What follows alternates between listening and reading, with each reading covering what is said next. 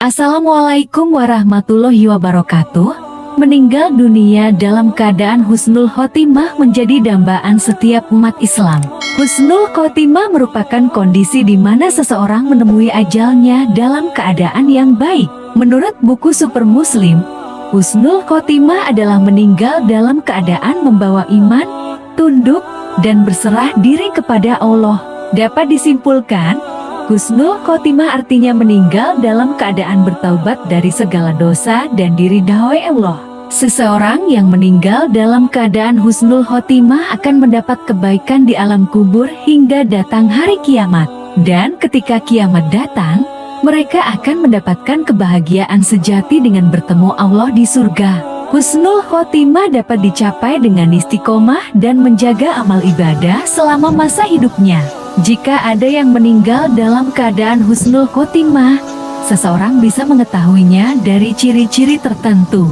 Ciri-ciri orang meninggal dalam husnul khotimah. Pertama, mengucapkan kalimat syahadat saat meninggal. Dalam beberapa riwayat dikatakan bahwa orang yang pada akhir hidupnya membaca lafaz La ilaha illallah, maka ia termasuk orang yang mendapat husnul khotimah. Rasulullah bersabda, barang siapa yang pada akhir kalimatnya mengucapkan La ilaha illallah, maka ia dimasukkan ke dalam surga. Kedua, dahinya berkeringat ketika wafat. Ada sebuah kisah tentang Buraidah bin Husayb yang diriwayatkan Tirmidzi, Ibnu Majah, An-Nasa, dan Ahmad.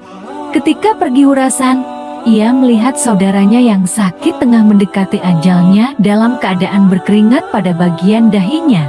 Lalu ia berkata, Allahu Akbar, aku pernah mendengar Rasulullah bersabda, meninggalnya seorang mukmin dengan keringat di dahi. Ketiga, meninggal pada malam Jumat. Dalam sebuah hadits, Nabi Muhammad menjelaskan keutamaan dari seorang muslim yang wafat pada malam Jumat. Tidaklah seorang muslim yang wafat pada hari Jumat atau pada malam Jumat kecuali pastilah Allah menghindarkannya dari siksa kubur. Hadis riwayat Ahmad. Keempat, jihad di jalan Allah syahid. Jika meninggal dalam keadaan jihad di jalan Allah, bisa dipastikan ia mendapat pahala yang sangat besar. Hal ini juga dijelaskan dalam sebuah hadits Rasulullah yang artinya, saun adalah azab yang Allah kirimkan kepada siapa yang dikehendakinya. Maka Allah jadikan saun sebagai rahmat bagi kaum mukminin.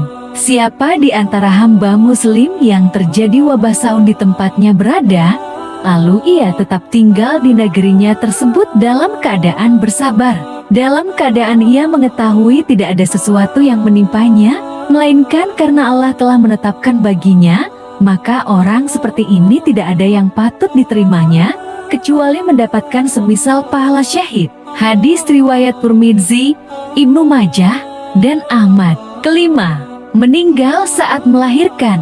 Jika seorang wanita meninggal dalam keadaan sedang atau setelah melahirkan, maka itu termasuk ke dalam ciri-ciri orang yang meninggal dalam keadaan husnul khotimah. Rasulullah Shallallahu Alaihi Wasallam bersabda, mati di jalan Allah adalah syahid, dan perempuan yang mati ketika tengah melahirkan adalah syahid. Mati karena terbakar adalah syahid. Mati karena tenggelam adalah syahid.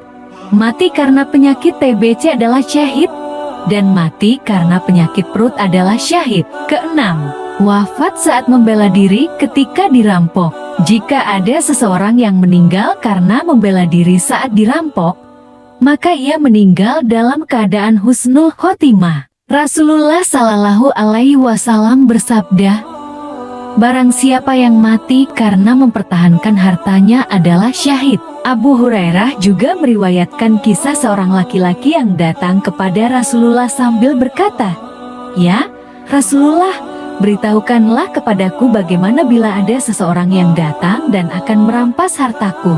Beliau menjawab, jangan engkau berikan. Dia bertanya, bagaimana kalau ia membunuhku?